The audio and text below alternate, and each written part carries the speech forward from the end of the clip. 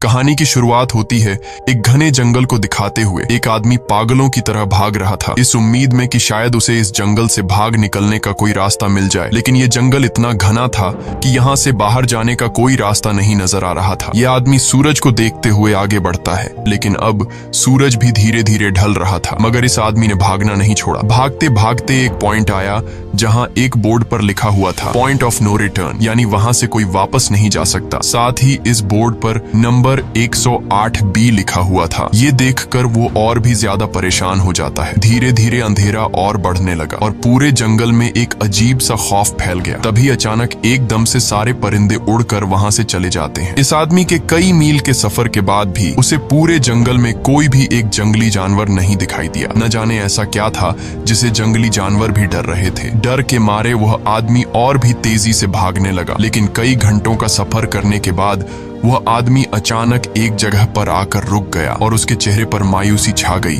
क्योंकि उसके सामने वही 108 नंबर वाला साइन बोर्ड था जिस पर लिखा हुआ था पॉइंट ऑफ नो रिटर्न। अब आदमी को समझ आया कि चाहे मैं जितना भी भागूं पर इस जंगल से निकल नहीं सकता। इसलिए अब वो वहां छुपने की जगह ढूंढने लगा, लेकिन वहां उसे छुपने के लिए कोई सेफ जगह नहीं मिली। इसीलिए अब वो पेड़ के ऊपर चढ़ जाता है, पर तभी उस पेड़ की टहनी टूट गई, जिससे वो आदमी काफी ऊंचाई से नीचे जमीन पर आ गिरा। पेड़ से गिरने के बाद वो बहुत ज्यादा जख्मी हो चुका था। उसे काफी गहरी चोटें आई। इससे पहले कि वो बेहोश हो जाता, तभी अचानक जमीन हिलने लगी और अजीब सी गुर्राने की आवाजें आने लगी। वो आवाजें सुनकर आदमी के गले में सांसें अटक गईं। तभी अचानक कोई उसे खींच कर ले गया। खींचने वाला कौन था ये नहीं दिखाया गया, लेकिन हमें उस आदमी की दर्द भरी चीखें सुनाई दी गई। इस इंसिडेंट के 6 दिन बाद हमें शहर में मीना नाम की एक लड़की को दिखाया जाता है, जो एक बर्ड शॉप में काम करती है। तभी उसका बॉस आता है और मीना को एक गोल्डन पैरट को शहर से दूर एक जू में डिलीवर करने का ऑर्डर देता है। मीना बॉस की बात को मानते हुए अब उस पैरट को डिलीवर करने जाती है। मीना गाड़ी में बैठकर अपने मोबाइल में उस जू का लोकेशन सेट कर लेती है और अपने सफर पर निकल पड़ती है। शहर से बाहर निकलने के बाद वो एक बोर्ड पर बहुत सारे लोगों के मिसिंग फोटोज देखती है, यानी वहाँ पर कई सारे लोग गायब हो चुके थे। लेकिन मीना उन पर ज्यादा ध्यान नहीं देती और आगे बढ़ने लगती है। आगे बढ़ते दौरान मीना शॉर्टकट लेते हुए जंगल के रास्ते से गुजरती है ताकि वो जल्दी से इस पैरट को जू तक डिलीवर कर दें, और वो पहुंच गई जंगल के बीचों बीच। ये वही जगह है जहां हम पहले एक आदमी को गायब होते देख चुके हैं। वहां आकर मीना बुरी तरह से फंस चुकी थी। वो अपने मोबाइल पर मैप देखती है, लेकिन वहां मोबाइल के सिग्नल नहीं आ रहे थे और उसके कार का रेडियो भी काम नहीं कर रहा था। मीना अब वहां से वापस निकलने लगी, लेकिन अब उसे वहां से बाहर निकलने का रास्ता समझ नहीं आ रहा था। थोड़ी देर बाद मीना की गाड़ी भी खराब हो गई। मीना गाड़ी से बाहर निकलती है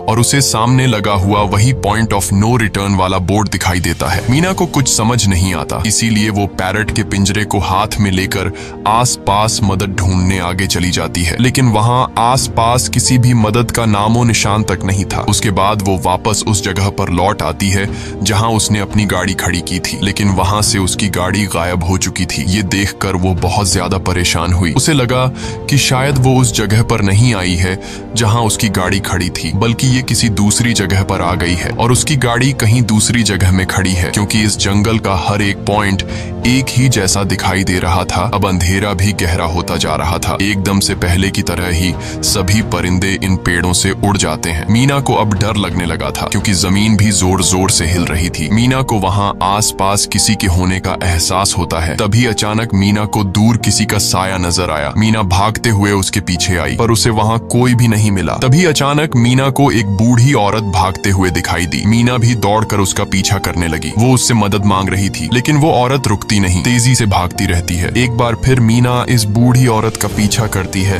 अचानक वो बूढ़ी औरत फिर से गायब हो गई। मीना जब उसे ढूंढते हुए और आगे बढ़ी तो उसे दूर जंगल में एक बड़ा सा कमरा दिखाई दिया। वो बूढ़ी औरत उस कमरे के दरवाजे को खोलकर मीना से कहती है, अगर जिंदा रहना चाहती हो तो जल्दी से अंदर आओ। ये सुनते ही मीना बिना सोचे समझे दौड़ते हुए उस कमरे की तरफ गई। मीना के अंदर आते ही उसने गेट को लॉक कर दिया। मीना देखती है कि ये कोई अजीब सा कमरा है जिसमें एक बहुत बड़ा सा मिरर लगा हुआ था। उस बूढ़ी औरत के साथ यहाँ 2 और लोग भी थे। मीना घबरा कर उन लोगों से पूछती है, ये कौन सी जगह है? इस पर उस बूढ़ी औरत ने जवाब दिया कि इस जगह को हम दी कोब कहते हैं। मेरा नाम है मैडलिन, ये लड़की है कियारा और इस लड़के का नाम है डेनियल। बूढ़ी औरत मीना से कहती है कि अभी बातचीत का वक्त नहीं है, तुम जल्दी से हमारे साथ मिरर के सामने खड़ी हो जाओ। क्योंकि कोई हमें देखने आने वाला है। मीना पूछती है आखिर हमें कौन देखने आ रहा है, तो वो बूढ़ी औरत उससे कोई जवाब नहीं देती। एकदम बाहर से अजीब सी आवाजें आने लगी। मीना डर के मारे पूछती है कि ये आवाज किस चीज की है, तो कियारा मीना को बताती है कि इन्हें हम वॉचर्स कहते हैं। वे शीशे के दूसरे ओर से हमें देख रहे हैं, पर हम उन्हें नहीं देख सकते। वे हर रात सूरज ढलने के बाद यहाँ आते हैं और हमें देखते रहते हैं जब तक सुबह का सूरज नहीं निकल आता। तभी शीशे के दूसरी तरफ से शोर आने लगा। मीना पूछती है ये शोर कैसा है? उस बूढ़ी औरत ने बताया कि वॉचर्स तुम्हारे आने से खुश हैं, तुम्हें यहाँ देखकर तालियां बजा रहे हैं। मीना बुरी तरह से कंफ्यूज थी। वो जल्द से जल्द यहाँ से निकलना चाहती थी। मैडलिन जिन्हें वॉचर्स कह रही थी, न तो अब तक मीना ने उन्हें देखा और न ही किसी और ने देखा था। रात गुजर जाती है। सुबह होने पर ये लोग उस जगह से बाहर निकल आते हैं। मैडलिन बताती है कि वे वॉचर्स सिर्फ रात में ही बाहर निकलते हैं। दिन के वक्त हम लोग जंगल में आजाद घूम सकते हैं। मीना रात भर यही सोच रही थी कि कब सुबह होगी और जल्दी से मैं इस जंगल से बाहर निकल जाऊं। इसीलिए वह फौरन जंगल से बाहर निकलने का रास्ता ढूंढने लग जाती है। तब मैडलिन बाकी सबको उसे रोकने से मना कर देती है, जैसे कि वह जानती हो कि मीना इस जंगल से बाहर नहीं निकल सकती और वह जरूर वापस आएगी। बस मीना को जाते हुए मैडलिन बताती है कि तुम्हारा यह फैसला अच्छा नहीं है। इस जंगल से बाहर निकलने का कोई रास्ता नहीं है। रात होने से पहले हमें इस घर में वापस आना पड़ता है। अगर तुम लेट हो गई तो तुम अपनी जान से हाथ धो बैठोगी। मीना किसी की बात नहीं सुनती और अपने पैरट को लेते हुए तेजी से आगे बढ़ती है। थोड़ा सा आगे बढ़ने पर उसे वहीं पॉइंट ऑफ नो रिटर्न वाला साइन दिखाई देता है। उसे देखकर वो घबरा तो गई, लेकिन उसने हिम्मत नहीं हारी और सूरज को देखकर सूरज की डायरेक्शन में आगे बढ़ती रही, पर जंगल से निकलने में कामयाब नहीं हो सकी। आगे चलकर रास्ता ही खत्म हो गया। मीना ने देखा कि वो एक पहाड़ के टॉप पर खड़ी है, जहाँ से आगे दूर दूर तक जंगल के सिवा कुछ भी नहीं था। इसीलिए वो मायूस होकर नीचे बैठ जाती है। तभी अचानक उसके कंधे पर किसी ने हाथ रखा। वो डर गई और जब उसने पीछे मुड़कर देखा तो वो बूढ़ी औरत मैडलिन थी। यहाँ मैडलिन उसे हौसला देती है और कहती है कि सिर्फ तुम ही नहीं जिसने यहाँ से निकलने की कोशिश की और हार गई। हम भी तुम्हारी तरह ही हार कर यहाँ रुके हैं। यहाँ से बाहर निकलने का कोई रास्ता नहीं। चलो मैं तुम्हें कुछ दिखाती हूँ। मैडलिन मीना को जंगल की तरफ लेकर जाती है। मैडलिन मीना से कहती है ये जंगल एक शिकारी है और हम सब उसका शिकार। अगर जिंदा रहना चाहती हो तो हमारे साथ ही रहो। मैडलिन उसे पॉइंट ऑफ नो रिटर्न वाले काफी सारे साइन बोर्ड दिखाती है, जो कि जंगल के चारों तरफ गोल घेरे में लगे थे और उनके बीच में था उनका कमरा। मैडलिन बताती है कि यह हमारे घर से आधे दिन के फासले पर लगे हैं। अगर इसे आगे गई तो वापस लौटना मुश्किल हो जाएगा, इसलिए कभी भी यह तुम्हें नजर आए तो तुम इन्हें इग्नोर मत करना। मीना पूछती है ये सब किसने बनाया, तो वो जवाब देती है ये एक प्रोफेसर ने बनाया है, लेकिन अब तक उसे किसी ने देखा नहीं है। अब रात हो जाती है। ये लोग वापस उस घर के अंदर आ जाते हैं। हर रात वॉचर्स उन्हें देखने के लिए आते थे। आज कियारा नामी लड़की उनके सामने डांस करती है और कहती है ये सब उन्हें पसंद है। ऐसा नहीं था कि इन चारों को हर रात वॉचर्स के सामने खड़ा ही रहना पड़ता था। ये लोग जो चाहते वह कर सकते थे, बस ये लोग उनकी तरफ अपनी कमर नहीं कर सकते थे। ऐसा करने पर वो लोग बहुत ज्यादा गुस्सा हो जाते थे। रात में तो उन्हें सिर्फ वॉचर्स का मसला था, लेकिन दिन में भी उन्हें बहुत मुश्किलों का सामना करना पड़ता था। ये लोग जंगल से हर रोज अपना पेट भरने के लिए कुछ न कुछ शिकार करके लाते थे, जिससे उनका गुजारा हो जाता। अगले दिन कियारा और मीना दोनों जंगल में शिकार करने जाती हैं। मीना कियारा से पूछती है कि आखिर ये वॉचर्स चाहते क्या हैं। कियारा बताती है मुझे भी कुछ खास नहीं पता, लेकिन मैडलाइन कहती है कि ये वॉचर्स हमें देखते हैं, हमें ऑब्जर्व करते हैं, लेकिन अगर हमने वॉचर्स को देखा तो हम पागल हो जाएंगे, क्योंकि वॉचर्स बहुत ही खूंखार दिखते हैं। कियारा अब उसे एक गड्ढा दिखाती है और कहती है ऐसे बहुत से गड्ढे इस जंगल में मौजूद हैं। दिन के वक्त सारे के सारे वॉचर्स उन गड्ढों में रहते हैं और रात में वो यहाँ से बाहर निकल आते। दिन के वक्त ये लोग इसलिए बाहर नहीं आ सकते क्योंकि सूरज की रोशनी उनकी स्किन जलाती है। कियारा मीना को बताती है कि वो 5 महीने पहले अपने पति के साथ इस जंगल में आई थी और तब से वो दोनों यहाँ फंसे हुए थे, पर आज से 6 दिन पहले मेरा पति जंगल में रास्ता ढूंढने निकला है। मुझे उम्मीद है कि वो जरूर वापस आएगा और हम सबको यहाँ से सेफली ले जाएगा। यहाँ हमें मालूम होता है कि असल में कियारा का हस्बैंड वही आदमी था जिससे हमने मूवी के स्टार्ट में देखा था, जिसे कोई यहाँ से खींच कर ले गया और अब वो मारा जा चुका है। इस तरह से बातें करते हुए ये दोनों कमरे के पास वापस लौट आए। यहाँ मैडलिन ने मीना को 3 रूल समझाती है जिंदा रहने के लिए। सबसे पहला ये कि वो रात के के वक्त घर का दरवाजा नहीं खोलेगी, दूसरा रात में वो आईने की तरफ अपनी कमर नहीं करेगी, और तीसरा ये कि दिन के वक्त वो उन गड्ढों के पास नहीं जाएगी और जितना हो सके रोशनी में रहेगी। जब तक तुम इन रूल्स को फॉलो करोगी तब तक तुम जिंदा रहोगी। लेकिन मीना को मैडलाइन की बातों पर बिल्कुल भी भरोसा नहीं होता। अब उस रात मीना इन वॉचर्स के बारे में जानना चाहती थी, इसीलिए वो शीशे के साथ कान लगाकर आवाजें सुनने की कोशिश करती है। जब उसे कुछ सुनाई नहीं देता तो मीना को मैडलाइन की बताई गई वॉचर्स की बातें फेक लगने लगती हैं। इसलिए वह रूल्स को तोड़ते हुए अपनी कमर को शीशे की तरफ करके सो जाती है, और ऐसा करने पर इन वॉचर्स को गुस्सा चढ़ जाता है। वो लोग जोर जोर से उस शीशे को मारने लग जाते हैं। शोर से मैडलाइन भी उठ जाती है और वह जल्दी से मीना को शीशे की तरफ खड़े रहने को कहती है, और तब जाकर वो वॉचर्स का गुस्सा शांत होता है। यानी जब इंसान वॉचर्स को अपनी पीठ दिखाते हैं तो वह उसे खुद की इंसल्ट मानने लगते हैं। ये रात भी गुजर जाती है और अगले दिन मीना डेनियल के साथ शिकार पर निकलती है। वो डेनियल से पूछती है, क्या आज तक तुमने किसी वॉचर को देखा है? जिस पर डेनियल ने जवाब दिया कि मैंने भी आज तक वॉचर्स को नहीं देखा, और जो भी वॉचर्स को देखता है वो जिंदा नहीं बच पाता। तब मीना डेनियल को समझाती है कि मुझे लगता है कि ये सब मैडलाइन की बनाई हुई कहानियां हैं जिसके अंदर वो हमें फंसा रही है। हमें जरूर उन गड्ढों को जाकर चेक करना चाहिए, शायद हमें यहाँ से बाहर जाने का कोई रास्ता मिल जाए। डेनियल भी यहाँ रहकर बहुत ज्यादा तंग हो चुका था और वो भी किसी तरह से रास्ता ढूंढकर इस जंगल से भाग निकलना चाहता था। इसलिए वो मीना की बात मान लेता है और वो दोनों गड्ढे के पास पहुंच जाते हैं। अब मीना अपने आप को रस्सी से बांधकर इस गड्ढे के अंदर उतरती है। रस्सी का दूसरा सिरा डेनियल ने पकड़ा हुआ था ताकि अगर मीना को कुछ भी हो वो जल्दी से मीना को बाहर की तरफ खींच ले। मीना नीचे गड्ढे में पहुंच जाती है जहां उसे बहुत सारा इंसानों का सामान मिलता है। मीना उस सामान को इकट्ठा कर लेती है। ये सारा सामान उन लोगों का था जो जंगल में वॉचर्स के शिकार हो चुके थे। डेनियल रस्सी के सहारे कैमरा, साइकिल और जरूरत का सारा सामान को बाहर ले आता है। मीना अब नीचे इंतजार करती है कि डेनियल कब रस्सी नीचे फेंकेगा और मैं ऊपर चली जाऊंगी। और इससे पहले कि मीना उस गड्ढे से बाहर निकल पाती, उसे गड्ढे के अंदर किसी के आने की हलचल सुनाई देती है। मीना जल्दी से डेनियल को रस्सी नीचे फेंकने की आवाज देने लगती है, लेकिन तभी मीना को पकड़ने के लिए एक वॉचर का हाथ बढ़ने लगता है। पर मीना धूप में खड़ी थी, इसलिए जब उस वॉचर के हाथ पर सूरज की रोशनी पड़ी तो उसका हाथ जलने लगा। इतने में डेनियल ने नीचे मीना के पास रस्सी फेंकी और मीना फौरन जल्दी से बाहर निकल आई। मीना पूरी तरह से डर गई थी। ये लोग उस सारे सामान को लेकर अपनी सेफ हाउस में आ गए, जहां मैडलाइन ने उससे पूछा, ये सामान तुम्हें कहां से मिला? ये लोग झूठ बोल देते हैं कि ये सामान उन्हें इस जंगल से मिला। मैडलाइन को इस जंगल में रहते हुए बहुत अरसा गुजर चुका था। वो जानती थी कि ये सामान उसे जंगल से नहीं बल्कि एक गड्ढे से मिला होगा। वो मीना से पूछती है, बताओ तुमने गड्ढे के अंदर क्या देखा? लेकिन मीना उसे कुछ नहीं बताती। ये लोग बहुत खुश थे कि आज रात ये लोग वॉचर्स को देख पाएंगे, क्योंकि मीना को गड्ढे के अंदर एक कैमरा मिला था। डेनियल किसी तरह जुगाड़ करके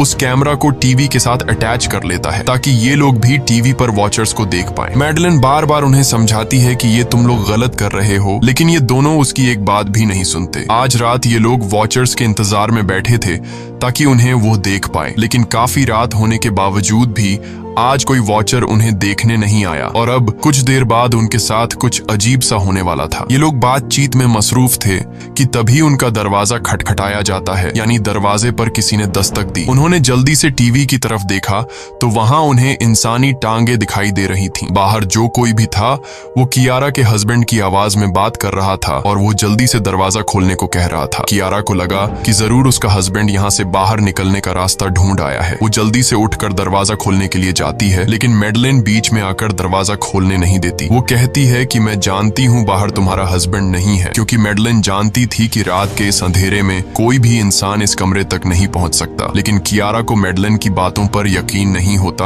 और वो दरवाजा खोलने की कोशिश करती है, जिसके बाद मैडलाइन कियारा से कहती है कि वो तुम्हें फंसा रहा है, तुम उसका इम्तिहान ले लो, तुम उसे कोई ऐसी बात पूछो जिसके बारे में सिर्फ तुम या तुम्हारा हस्बैंड जानता हो। कियारा बाहर खड़े हुए इंसान से एक किताब के बारे बारे में सवाल करती है, जिसके बारे में उसे पता होना चाहिए था। लेकिन जब बाहर खड़ा हुआ इंसान कोई जवाब नहीं देता तो ये समझ जाते हैं कि ये वॉचर ही है। ये लोग जब दरवाजा नहीं खोलते तो वॉचर उनके बाहर लगाए हुए कैमरा को तोड़ देता है। और यहाँ हमें एक बात पता चलती है कि वॉचर्स इंसान के रूप में भी खुद को बदल सकते हैं। वॉचर्स उनकी इस हरकत पर बहुत ज्यादा गुस्सा हो गए थे। वे बहुत तेजी से शीशे को मारने लगे, जिससे शीशे में एक बड़ा क्रैक भी आ जाता है। लेकिन यहाँ मैडलिन समझदारी दिखाते हुए सबको लाइन से शीशे की तरफ खड़ा कर देती है, जिससे वॉचर्स का गुस्सा थोड़ा बहुत ठंडा हो जाता है और वे वहां से चले जाते हैं। अब यहाँ मीना मैडलिन को बताती है कि हमने गड्ढे में से ये सारा सामान चुराया था। ये सुनकर मैडलिन बहुत ज्यादा गुस्सा हो जाती है कि तुम लोगों ने दूसरा रूल भी तोड़ दिया। अगली सुबह मैडलिन उस गड्ढे से लाया हुआ सारा सामान उठाकर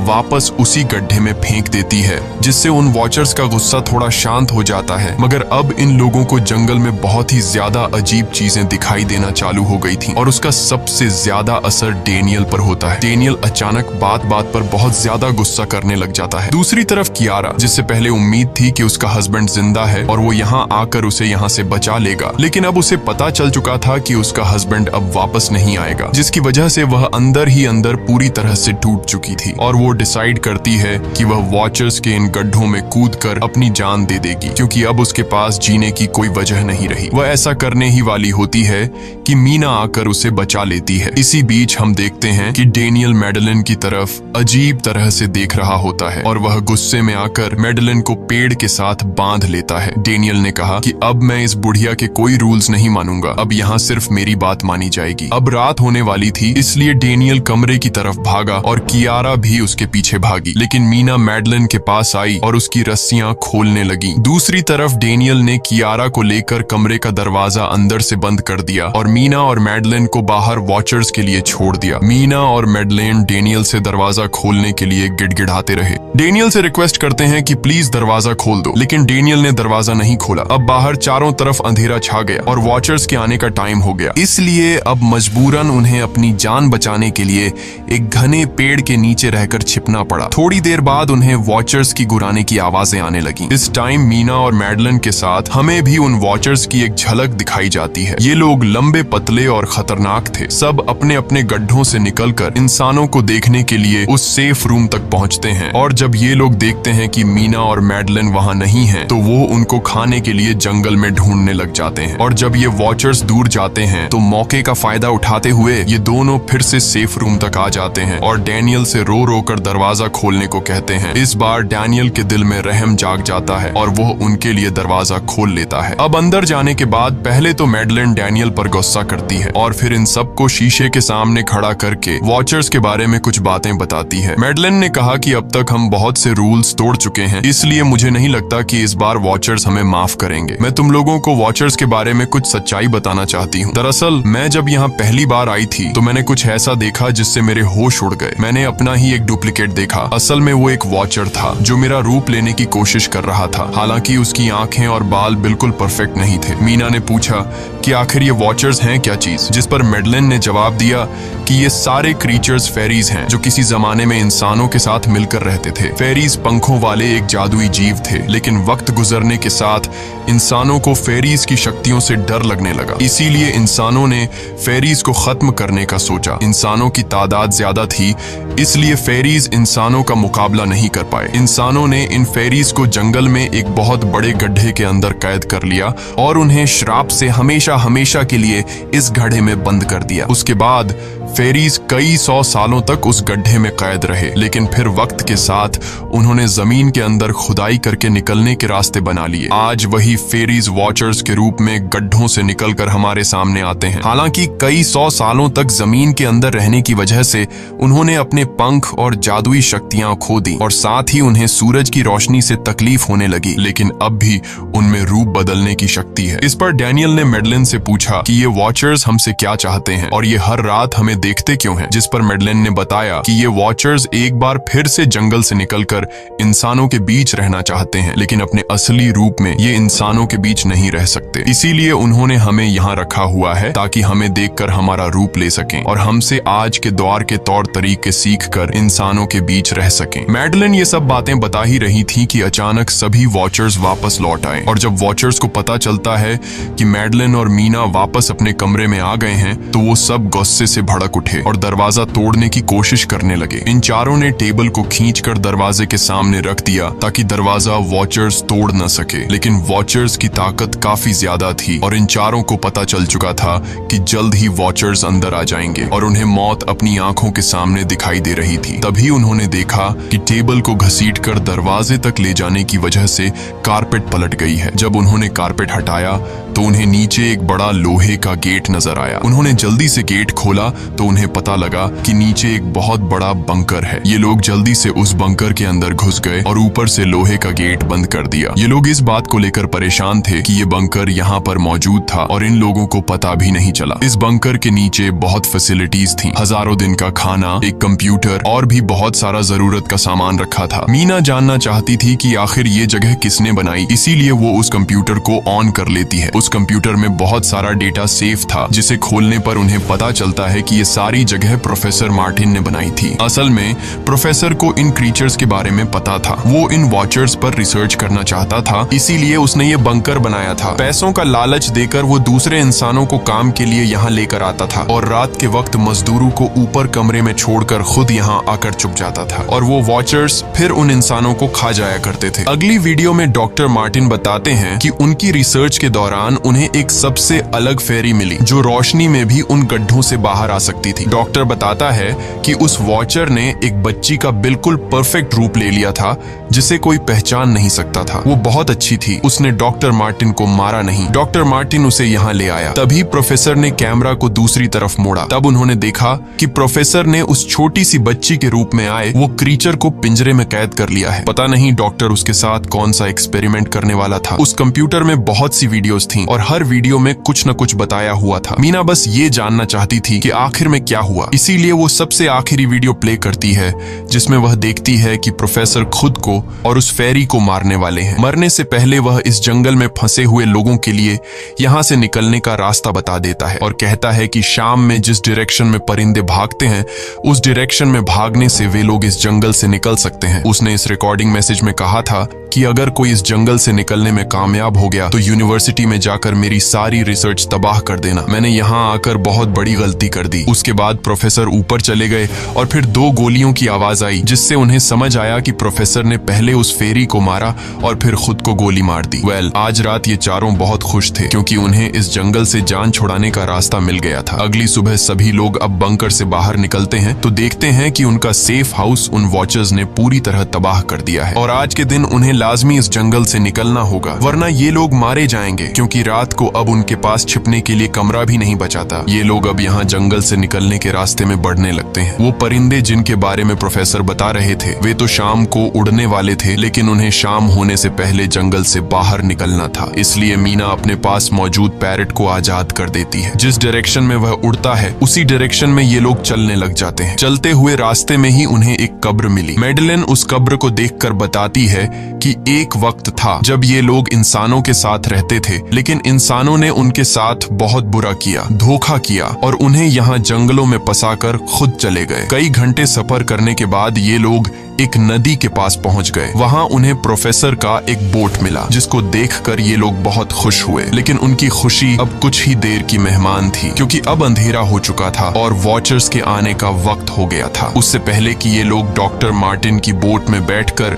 यहाँ से दूर चले जाते तभी उन्हें पीछे से किसी की आवाज आई। जब उन्होंने पीछे मुड़कर देखा तो वो कियारा का हस्बैंड था जो मदद के लिए चिल्ला रहा था। वो बहुत ही जख्मी हालत में था। बाकी सब बोट में बैठ चुके थे, इसलिए डेनियल अकेला उसकी मदद के लिए गया। डेनियल कियारा के हस्बैंड को खींचकर बोट की तरफ लाने लगा। लेकिन तभी ये लोग बोट से देखते हैं कि डेनियल जिसकी मदद करने गया वह कोई इंसान नहीं बल्कि एक वॉचर है, जिसने उनके सामने ही डेनियल का रूप ले लिया। वो लोग कुछ भी नहीं कर पा रहे थे। अब उस वॉचर ने डेनियल को मार दिया। उन्हें इस बात का पता था कि वॉचर्स इस नदी को पार नहीं कर सकते हैं और फाइनली ये लोग खुद इस नदी को पार करके शहर तक पहुंच जाते हैं। और कहानी में असल ट्विस्ट इसके बाद आया। शहर पहुंचने के बाद ये तीनों अलग अलग रास्तों पर चले गए और कुछ दिनों बाद अब मीना जल्दी से डॉक्टर मार्टिन के कहने के मुताबिक उनके यूनिवर्सिटी में उनका सारा डेटा खत्म करने के लिए आई। उससे पहले कि वह उनका रिसर्च डेटा डिलीट कर देती, तभी उससे वहां एक टेप रिकॉर्डर मिला और उस टेप रिकॉर्डर से मीना को एक नया राज मालूम हुआ। जब हजारों साल पहले इंसान और फेरीज एक साथ रहते थे